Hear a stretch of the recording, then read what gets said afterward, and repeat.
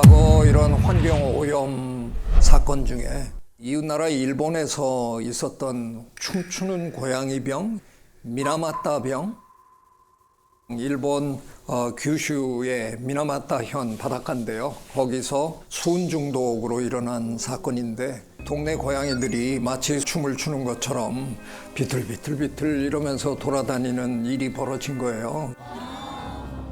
근데 어느 순간에 이게 이제 인간한테 나타나기 시작하니까 기형으로 태어나는 아이들이 많이 있었고요.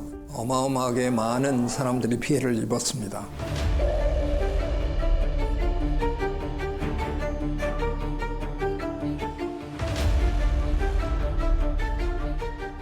우리나라에서도 뭐 비슷한 사건이 있었잖아요. 1991년에 낙동강 페놀 사건. 낙동강으로 그 폐수로 공장에서 그 30톤을 흘려보낸 거예요. 페놀도 굉장한 독성 물질이거든요.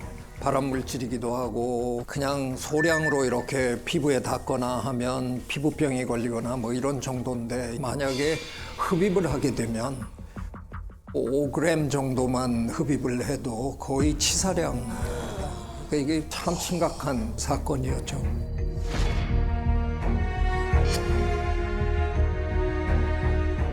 뭐 이런 사건들 제가 지금 설명을 드렸는데 다 그 지역에서만 벌어지는 일들이었잖아요. 근데 드디어 전 지구적인 환경 재앙이 터진 겁니다. 그게 바로 기후변화잖아요. 뭐 아무도 이 지구에 사는 그 누구도 이 기후변화로부터 자유로울 수 없는 거죠. 이번에 여러분 저 뉴스로 들으셨죠? 텍사스에 갑자기 어마어마한 비가 쏟아져가지고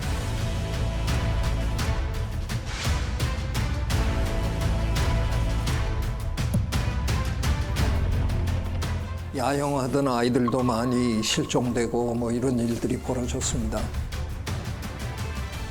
참 안타까운 게 자연의 그런 뭐 체험을 좀 해봐라 그래갖고 아마 아이들의 스마트폰을 다 수거를 한 모양인가 봐요. 그래서 연락은 했다고 당국에서는 우리 문자 받잖아요. 그런 문자들을 다 날렸음에도 불구하고 아이들은 스마트폰을 갖고 있지 않아서 정보를 전혀 모르는 상황에서 갑자기 당한 거죠.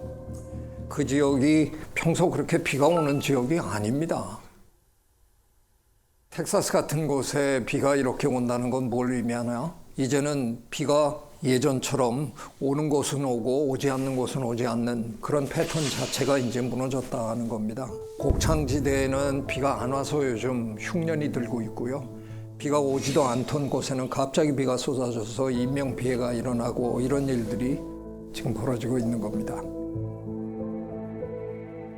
강대국들이 지금 온실기체를 끊임없이 뿜어내고 있는데 중국이 1위고 미국이 2위입니다. 지금 현재. 우리나라도 지금 주범 중에 한 나라입니다. 근데 아무 죄가 없는 저 남태평양의 투발루 같은 나라는 지금 우리가 뿜어내는 온실기체 때문에 빙하가 녹고 바닷물이 지금 차올라오니까 그냥 가만히 앉은 자세에서 지금 나라가 없어지는 중입니다.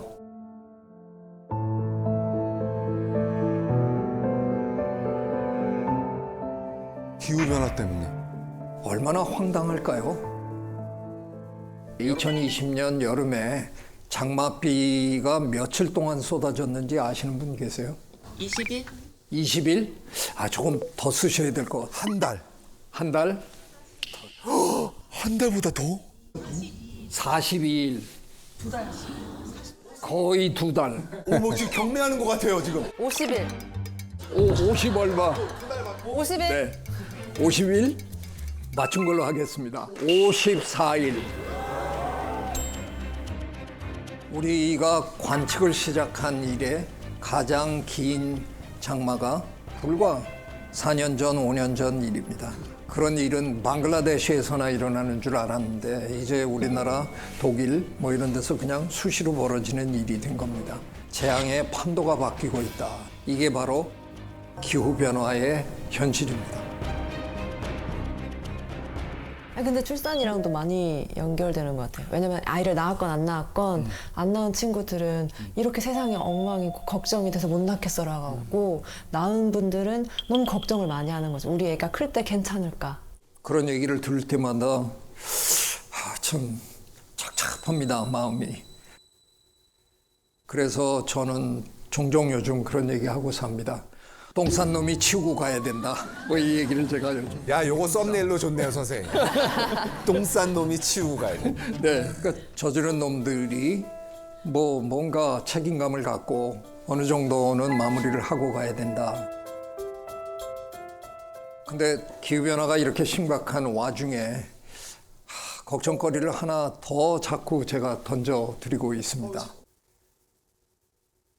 기후변화만 심각한 게 아니라 기후변화로 인해서 사라질 생물다양성 위기가 그냥 단순히 기후변화로 인한 어떤 어려움보다 더 시급하고 더 직접적이고 더 피부에 와닿는 그런 재앙이 되지 않을까. 그래서 굉장히 걱정스럽습니다.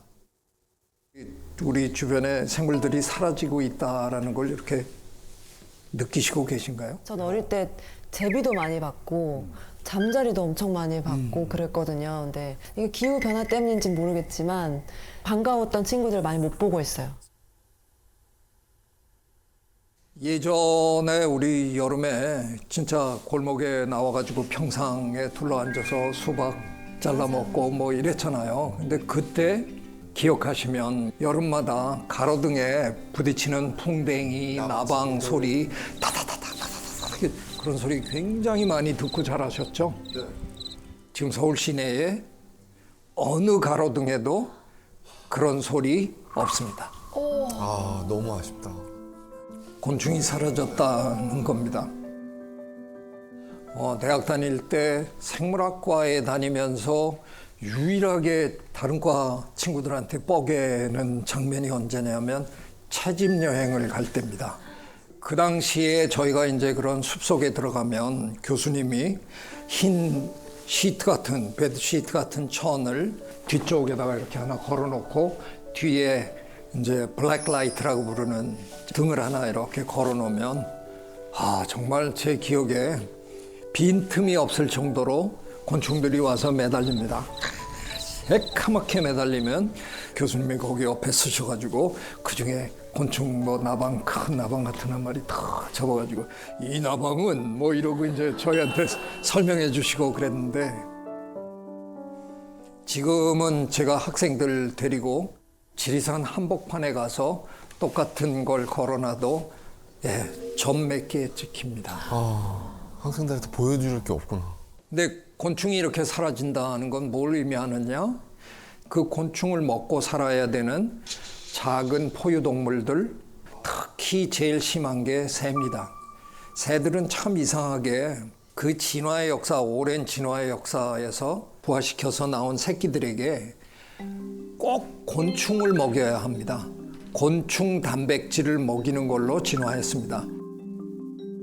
물론 우리가 새들 다 모아놓고 교육을 해서 곤충 없어졌으니까 우리가 잘라 놓을 테니까 뭐 그런 거 가져가시라 뭐 할 수 있으면 모르겠는데 지금 곤충이 사라지니까 새들이 새끼를 기르는데 엄청난 지장이 생겼습니다.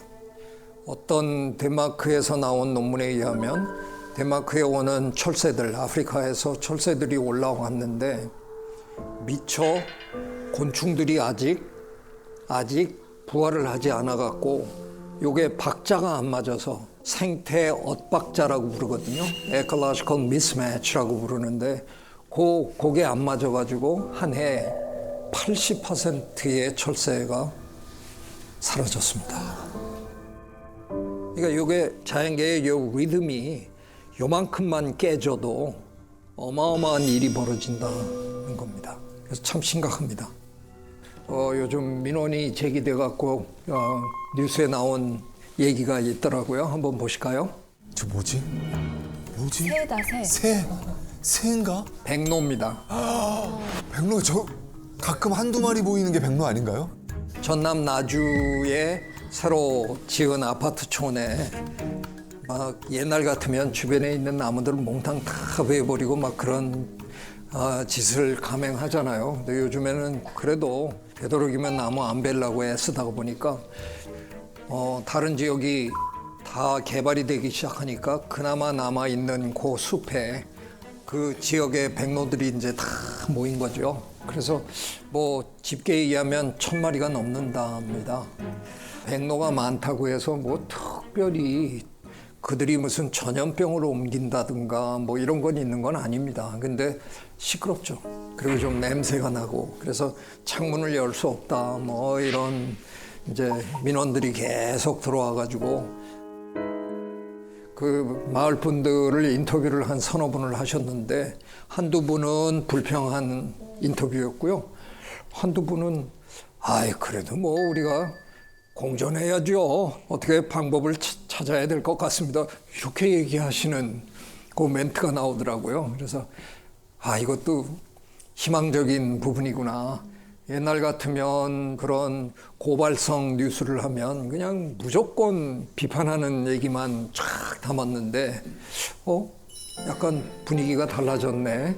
조금은 그래도 어렵지만 함께 합시다 이런 얘기를 하시는 분의 얘기도 그 뉴스에 잠깐 담았더라고요. 뭐 고마웠습니다. 혹시 젠가라는 게임 아세요? 해보셨나요? 빼는 거 이렇게 오케이. 하나씩. 직육면체 그 나무 토막을 빼는 거 그걸 뽑는데 이거 뽑으면 큰일 날 것 같아서 발발발 떨고 뽑았는데 그건 멀쩡한데 이렇게 보아하니 이건 뭐 양쪽에 다 이렇게 쓱 뽑았는데 그냥 확 무너지잖아요. 자연계에 대해서 우리가 알고 있는 게 아직 너무 적습니다. 그래서 어떤 분들은 기껏해야 그 곤충 한 종 사라지는 거 가지고 저놈들은 왜 저렇게 난리냐. 근데 모르는 건요. 그 종이 그 생태계에서 사라졌을 때 전체 구조를 와해시킬 수 있는 종인지 우리 아직 모릅니다. 모르면 조심해야 되는 거잖아요.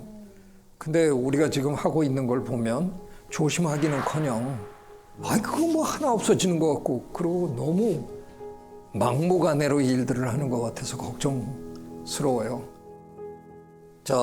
하버드 대학 시절에 제 지도 교수님 에드워드 윌슨 교수님이 어느 책에서 지구상에 존재하는 시스템 중에 가장 복잡한 시스템 둘이 뭐냐?